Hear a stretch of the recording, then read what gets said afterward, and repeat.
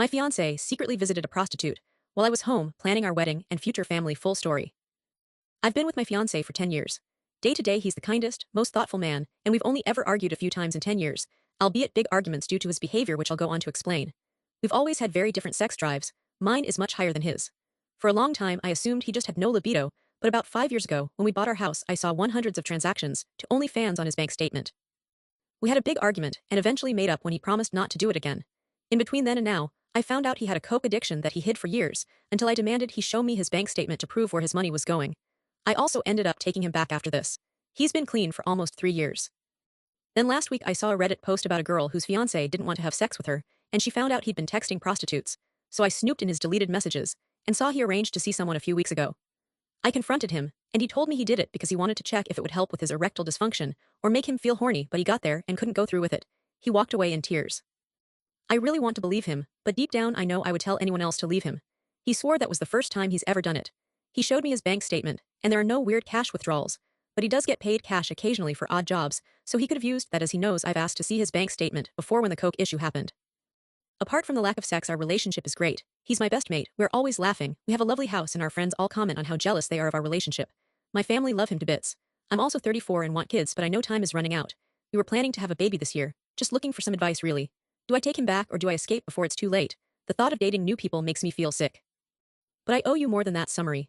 I owe you the full picture, because when I typed those last few sentences I was still in the white-hot shock of it, sitting on the bathroom floor at 2 in the morning with his phone in my hands and my whole chest caving in. Now it's been 9 days. I've barely slept. I've cried in my car twice during my lunch break at work. My best friend thinks I should leave. My mother thinks I should stay. My own brain is having a civil war, and I am caught directly in the middle of it. So I'm posting here because I genuinely don't know who else to ask. My name is Sophie. My fiance's name is Ryan. We met when I was 24 and he was 26, at a mutual friend's birthday party in a pub in the kind of January that makes you want to stay indoors forever. He was quiet at first, not shy exactly, more like someone who was carefully deciding whether you were worth talking to before he committed to the conversation. Once he decided I was, he didn't stop. We talked for 4 hours straight. We exchanged numbers. He texted me the next morning. 3 months later we were inseparable, and a year after that I knew with the particular calm certainty of someone who has found a thing they'd been looking for, without knowing they were looking, that this was my person. I want to be honest about who Ryan is, because I think it matters for understanding why this is so hard. He is genuinely, consistently, in the small daily ways that end up mattering more than grand gestures, one of the kindest people I have ever met. He remembers things. Not just my birthday or our anniversary, but the things I mention in passing, that a colleague is stressing me out, that I've been craving a specific type of food, that I mentioned wanting to read a particular book 6 months ago. He shows up. He is funny in a dry, quiet way that still catches me off guard after 10 years. When my dad had a health scare 2 years ago, Ryan was the one sitting in the hospital corridor with my mum, holding her hand, making her tea from a terrible vending machine, being more present and steady than I even knew how to ask for. That is the Ryan I know. That is the Ryan I built a life with. And that is exactly what makes all of this so profoundly, disorienting, gut-wrenchingly difficult to sit with. Because there is another Ryan, apparently. One who exists in deleted message threads and cash transactions and locked phone screens. One I keep having to discover in installments, like a book that keeps adding chapters I didn't agree to read. The first chapter was the OnlyFans. We'd been in our house for about 3 months. We just bought it, a semi-detached in a nice enough area, stretched ourselves a bit financially to get it, both of us buzzing about having our own space. I was going through some paperwork one evening, and Ryan had left his laptop open with his online banking up, and I wasn't snooping. I was genuinely just about to close the tab so I could use the laptop, and the transactions were just there. Right there on the screen. The amounts weren't small. Over the previous 3 months, there were payments totaling somewhere around £400 to various OnlyFans adjacent billing names, the kind that show up on statements with slightly different wording, so they're not immediately obvious, but obvious enough once you know what you're looking at. I sat with it for a moment. Then I closed the laptop, and I sat in the kitchen for about 20 minutes just processing. I want to explain something about my reaction to that, because it wasn't simply about the OnlyFans itself. I'm not someone who is categorically opposed to that kind of thing in principle. What hit me, what landed like a physical blow, was the contrast. Here was my partner, my person, the man who had not initiated sex with me in a way that felt mutual and enthusiastic in longer than I wanted to admit, spending hundreds of pounds on other women's content. It wasn't a moral condemnation. It was a deeply personal rejection that had just been handed a receipt. When I confronted him, he was mortified. He went pale. He said it had been a stupid thing, a habit he developed before we moved in together and hadn't properly stopped, that it didn't mean anything, that it wasn't about dissatisfaction with me. He cried a little. He said all the right things, and I believed him, and we had 2 weeks of terrible tension and awkward conversations, and then something that felt like resolution, and he promised it was done, and I let it go. I let it go completely. I decided it was a chapter, not the whole book. We got engaged about a year after that. Ryan proposed on a weekend trip to the Lake District, nothing elaborate, just the two of us on a walk, him pulling a ring out of his jacket pocket and looking more nervous than I'd ever seen him. I said yes immediately, and I meant it with everything I had. The years between that proposal and now have been, on the surface, genuinely good. We have friends who come round for dinner. We have a routine that feels warm and comfortable. We laugh every single day. He is my best friend in the most literal possible sense of that phrase. There is nobody whose company I prefer, nobody who knows me better, nobody I'd rather talk to at the end of a hard day. That part is real. It has always been real, and I need you to understand that before we get to the next part. The next part was the cocaine. This one was harder to discover and harder to explain away. It started with money, again with money, always with money, because money is where the truth eventually surfaces whether you want it to or not. Ryan had started doing odd jobs on weekends, cash-in-hand work for a friend who ran a small building company, and I hadn't thought much of it because the money was supposed to be going into a savings account we had for home improvements. Except the savings account wasn't growing the way it should have been, and Ryan started being off in ways I couldn't immediately name, wired some evenings, quieter others. Occasionally he'd come home from a job on a Saturday afternoon with a particular energy that I'd written off as tiredness or stress. It took me embarrassingly long to put it together. I didn't want to put it together. I think part of me was working very hard not to. When I finally asked to see his bank statement, I framed it as wanting to understand where we stood financially before we had a serious conversation about the wedding timeline. The statements themselves weren't that incriminating, because the money was cash. But his face when I asked was. He knew what I was looking for, even if I hadn't said it explicitly, and he sat there for a long moment looking at me, with something in his expression that I can only describe as someone deciding whether to keep running or stop. He stopped. He told me, not everything at once, it came out in pieces over about a week of conversations, but the shape of it was. He had been using cocaine recreationally for about 3 years. It had escalated. It had become something he was spending significant amounts of cash on. He hated himself for it. He didn't know how to stop. He was ashamed. He said it hadn't been about not wanting our life. He said it had been about not knowing how to cope with something he hadn't been able to name. I think that's when I first started to understand that there were parts of Ryan's interior life that I genuinely did not have access to. That he had a whole private landscape of struggle and shame and secrecy that existed parallel to the loving, steady, present version of himself that I lived with every day. That the kindness was real, and the secrecy was also real, and both of them lived inside the same person. I took him back. He got help. He went to meetings for a while. He found a therapist. He has been clean for almost 3 years now, and I believe that completely. I have seen the work he has put in, and I am proud of him for it, and I do not say that with any sarcasm. Getting clean is genuinely hard, and he did it. But I want to be honest. The trust was not fully repaired. It couldn't be, not all the way. I stopped checking his statements regularly because doing so felt like a choice to live in suspicion rather than in the relationship, but the ease I'd had before, the complete lack of a second thought that didn't come back entirely. I lived, quietly and mostly without examining it, in a state of low-level background wariness. Not enough to poison anything, just enough to be there. Which brings me to 9 days ago. I was sitting on the sofa scrolling through Reddit, genuinely just mindlessly scrolling, the way you do on a Sunday evening when you've run out of things to do and are too tired to start anything new, and I came across a post in one of the relationship forums. A woman describing a situation that felt uncomfortably familiar. Mismatched sex drives, a partner who never initiated, and then the discovery that he had been texting sex workers. The comments were full of women saying, "Same thing happened to me, and get out now." And I sat there reading it with a cold, slow feeling spreading through my stomach. Ryan was in the kitchen. I could hear him moving around, making tea. I told myself I wasn't going to do it. I genuinely told myself that. Then I picked up his phone from where it was sitting on the cushion beside me. He'd left it there when he went to make drinks, something he never used to do but had become more relaxed about recently, which I'd taken as a sign that things were fine, and I went into his messages. Standard inbox, nothing. Then I checked the deleted messages folder. I found the thread in under 30 seconds. It was with a number not saved under any name. The conversation was short. Logistics, essentially. A time, an address, a confirmation. The date was 3 weeks prior, a Tuesday evening when Ryan had told me he was going to the gym.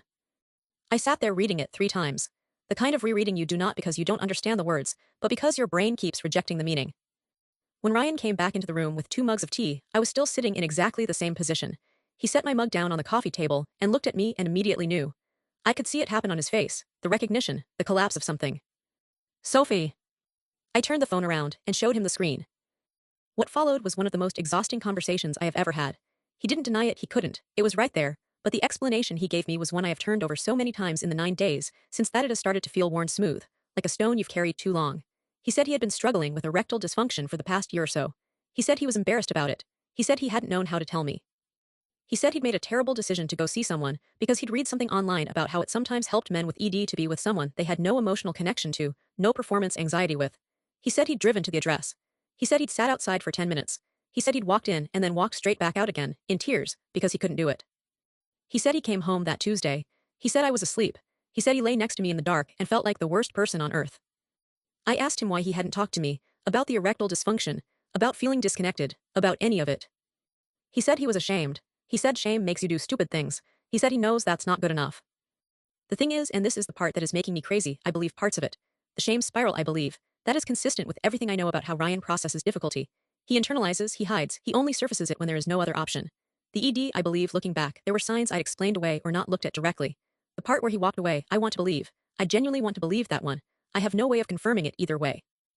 His bank statement has no suspicious withdrawals. But as I said, he gets cash for odd jobs, and he knows the bank statement is where I look.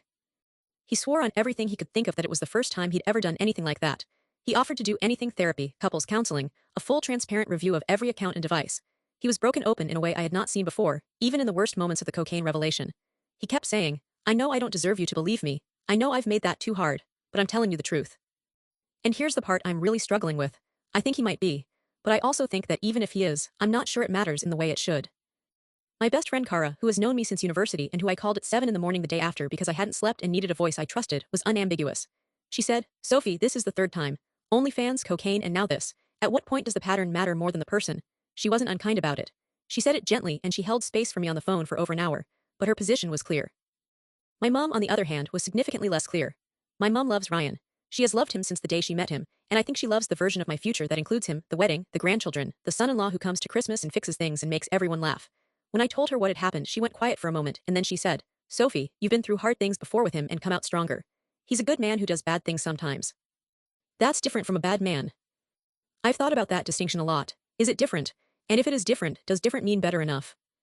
The thing nobody is quite saying to me directly, but that I feel implied in certain conversations, in certain pauses, in certain careful choices of words, is that I am 34, and that the wedding was supposed to happen, and that we had been actively planning to start trying for a baby this year.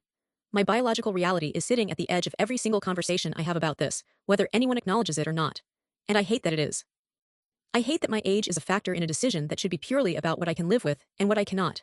But it is a factor. I would be lying if I said it wasn't, and I have promised myself throughout all of this to be honest, so there it is. Because here is what I know for cert. I want to be a mother. I have wanted it for years, and the wanting has become more urgent, not less. And Ryan has always been, in my imagination and in my plans, the person I would do that with.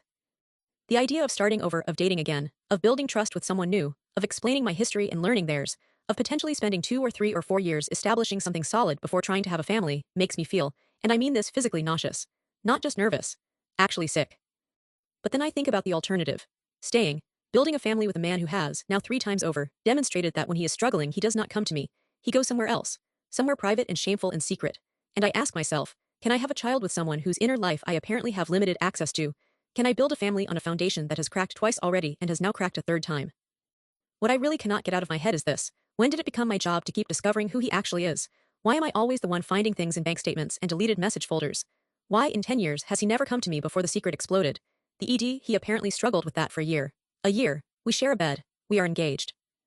And he carried that alone for a year, and then made the decision to go see a sex worker rather than say to me, "I'm struggling with something, and I need to talk about it." That's the part that sits in me like a stone. My friend Kara said something when we talked again a few days after the first call that has stayed with me. She said, "I'm not saying he doesn't love you. I'm saying that loving you isn't the problem. The problem is that he's not honest with you, and you can't fix that from your side. You can only decide whether you can live with it." I have sat with that sentence every day since. Then something happened that I wasn't prepared for, and it's technically the thing that prompted me to post this tonight. Ryan's brother Owen, who I genuinely like and who has always been kind to me, rang me 2 days ago. Ryan had told him what happened. Owen wasn't calling to take sides, I don't think.